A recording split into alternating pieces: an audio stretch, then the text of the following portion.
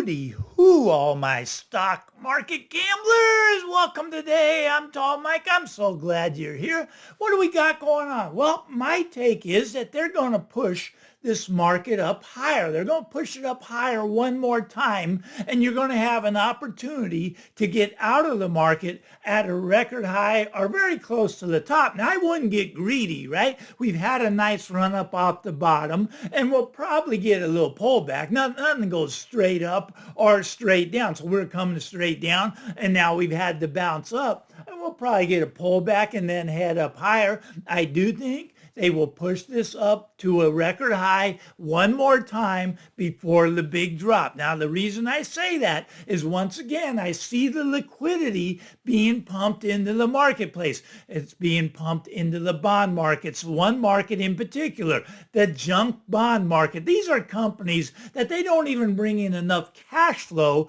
to pay the interest on their debt. Now, would you want to buy a bond like that where they don't even bring in enough money to pay you? They have to go out and borrow more money just so they can pay you. It's a big Ponzi scheme. These are companies that should not even be in business, but they're still here because the Federal Reserve keeps loaning them money by pumping that money into the junk bond market. And you see that junk bond market still up near a record high. And that's why they're going to push the stock market up to a record high, or very close, very close. Might not want to get too greedy when it comes down. Might come down fast and furious. This is just my take. Some people think this is the big crash has already started and we're on the way down. Harry Dent, he thinks we're on the way down already, going to drop 60%. Maybe we will. I'm not saying he's completely wrong. I'm just saying that I think we're going to push it up one more time. Just my take. All right, let's get over to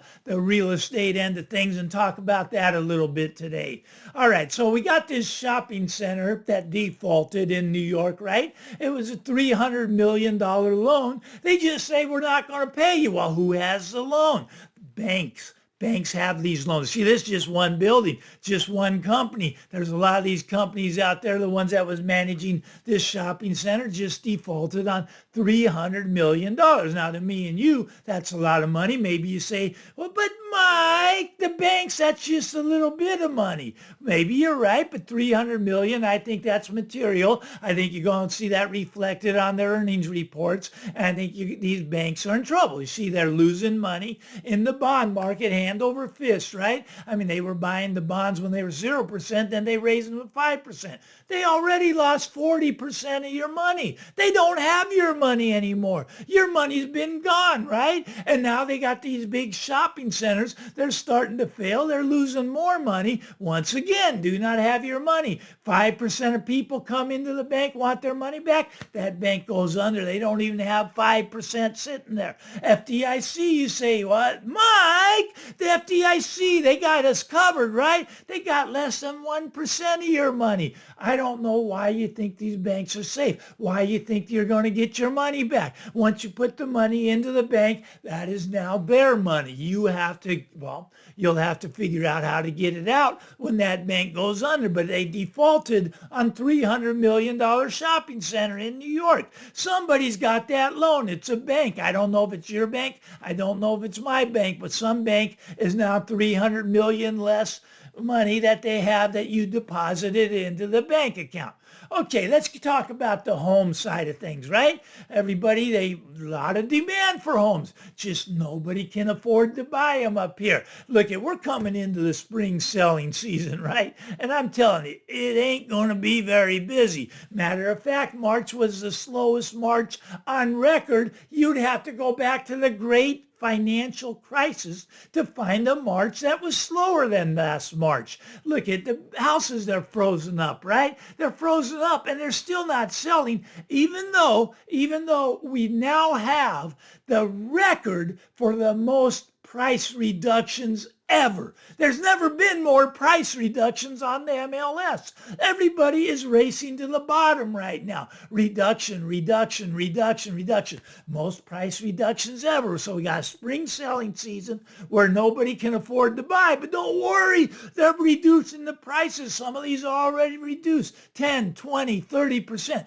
It's a race to the bottom right now. Now, here's what's funny. Here's what cracks me up, right? All right, so you got the refi business. Some people, they're desperate. Let's say you got a 2.8% mortgage, right? But you want to go out and refi. Why would you want to go out and refi 2.8%? Don't you know that the refi rates are up here at 7.5 and you're locked in down here at 2.8? Why do you want to refi? Because you don't have any money. You're now desperate, right? So you go to the bank and you say, hey, I want to refi. I'm willing to pay 7%. You can get this 2.8% off your book. Just give me a little more money so I can live another 6 months. What are the banks saying? They're saying no. 42% are being rejected. Now, this might be a bad thing on the banks, right? Because they could get that 2.8% loan off, and they could give you this loan up here at 7%. But they're saying no. They're saying you're not creditworthy. They're saying your house is already dropping, and we're smarter this time. You go back 2008, they weren't so smart. Go back to the 80s when I used to sell houses. I still sell houses, but yes, I was selling in 1980. 1980s, I was selling houses. You know what? It was really, really hard to sell a house back then. There was this little downturn in the market. No buyers. The buyers went away. The herd.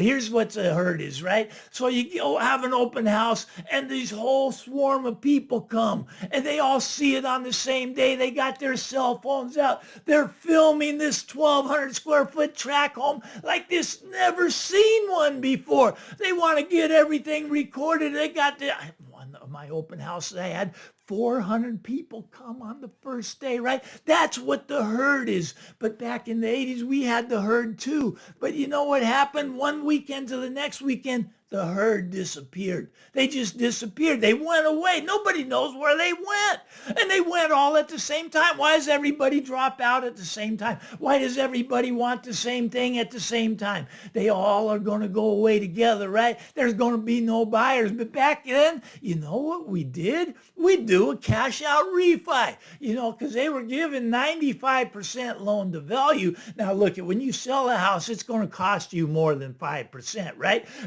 Real estate brokers get about 6%. So just the real estate brokers are going to take 6%. So we were smart back then. We'd say, hey, how about let's go refinance your house, 95% loan to value. You get all your equity. And then we just take the keys and we just hand them back to the bank as soon as the check clears the bank, right? As soon as we get the money from the refi, here's your keys. You just bought the house. See, that's how we used to sell them back then. But the banks are getting smart, rejecting 42% of these refis right now. And that's incredible, right? Because they don't want the house and they see the writing on the wall. They see the house go down. They see people losing jobs. They see that you're not creditworthy. They say, no, you just keep your 2.8%. And they say, please keep paying it because we really need the money.